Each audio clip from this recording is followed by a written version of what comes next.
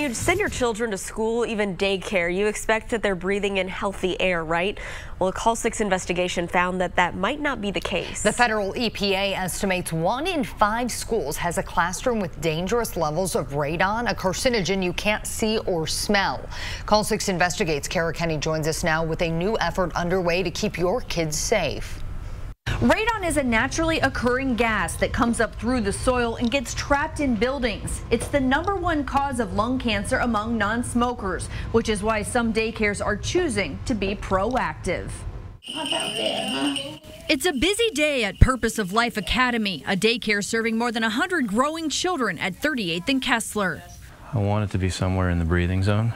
This day, they have a special visitor, Kyle Hoyleman with Protect Environmental. He's placing electronic tests to check radon levels in classrooms. You're just making sure they're safe? Correct. Okay. Healthy, safe, good learning environment.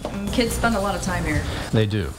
The tests are free to the daycares as part of a pilot program in coordination with the Indiana State Department of Health and the American Lung Association. Purpose of Life is one of half a dozen daycares who've agreed to be tested for radon. Why get the radon test? It's for the safety and the environment. We are all about environment here, so we want to make sure that our environment is safe for our children.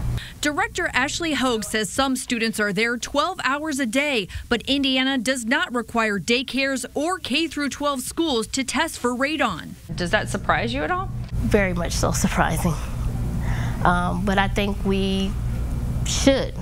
As facilities, I have 2 kids that are going to school here, and I want to know what is here in this building. Kyle lost his father to lung cancer, and he's battled testicular cancer. The house Kyle grew up in tested for high levels of radon, and the family suspects radon was a factor. Is that part of the reason why you're so passionate about what you do? That's the reason, yes. Kyle hopes the pilot program will encourage child care facilities to test for radon. Here in Indiana, approximately 800 people are diagnosed with radon-induced lung cancer every year, and approximately 600 of those people die because of exposure to radon. It's the equivalent of 3 jumbo jet airliners falling out of the sky every single year here in our state. And yet it's not required that schools test for it? No. 3 days later, Kyle picks up the tests and finds the daycare's levels of radon were very low and well within acceptable ranges.